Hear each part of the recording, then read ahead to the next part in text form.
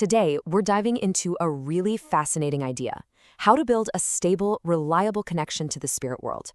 We're not talking about random, spooky moments here, but about actually constructing a deliberate bridge.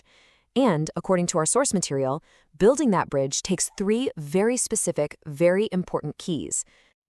So let's just jump right into the big question. Forget the Ouija boards for a second. Can we use the tech we have right here, right now, radios, computers, even TVs, to have a real two-way conversation with people who've passed on? Well, that is the whole idea behind a field called Instrumental Transcommunication, or ITC. And just so we're all on the same page, ITC isn't about catching a faint whisper on a recording. Nope. We are talking about something way more advanced. Think clear voices, actual images showing up on screens, even text files appearing on a computer, all of it coming through our technology, but apparently from another plane of existence. Now, researcher Mark Macy says this is absolutely possible. But, and this is a big but, it's not as simple as just flicking on a switch. He suggests that you have to build a stable bridge for the communication to work, and that bridge depends on three essential things being in place. So let's break down what they are.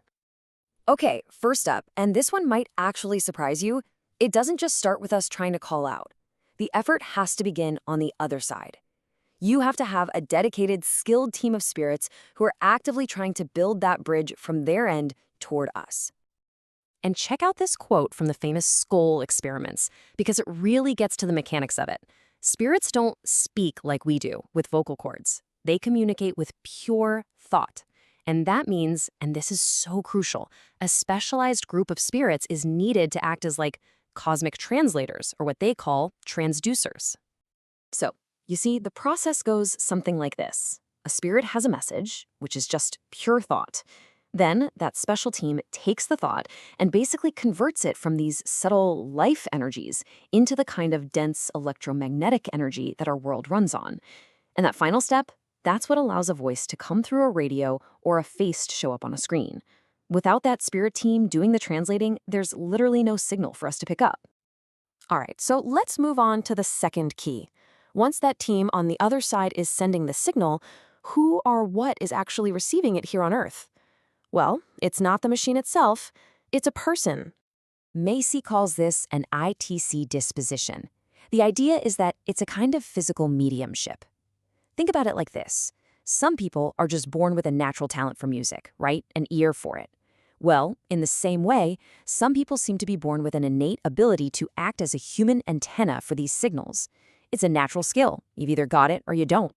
And this isn't just a theory. According to Macy, the whole history of ITC is full of people like this. Pioneers like Klaus Schreiber, who got those incredible images on his TV, or Marcello Bacci, who was famous for his direct radio voice phenomena.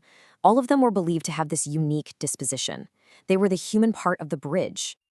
So, we've got the spirit team and the physical medium. But there is a third, final piece to this puzzle. And Macy argues it might just be the most important. And, well, the most difficult of all.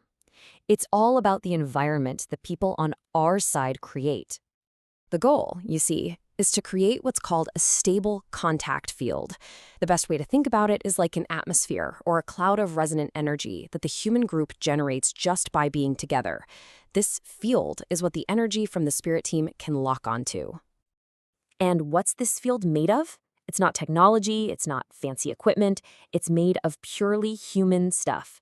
Genuine goodwill between everyone in the group, real friendship, and a shared, single-minded purpose. It's the vibe, the harmonious energy that makes the connection stable. And here's where it all clicks together. You need both sides. The spirit team creates their field of consciousness over there. The human group creates their stable contact field over here. And when those two fields align, when they resonate with each other, that's it. That's when the ITC bridge actually forms, and clear, steady communication can flow. Now, this all sounds pretty straightforward on paper, right? But Macy points out there is a monumental challenge buried inside that third requirement of human harmony. According to the spirit communicators themselves, this kind of long-term, sustained contact just won't happen until the researchers here on Earth can learn to work together with, and here's the key phrase, one mind.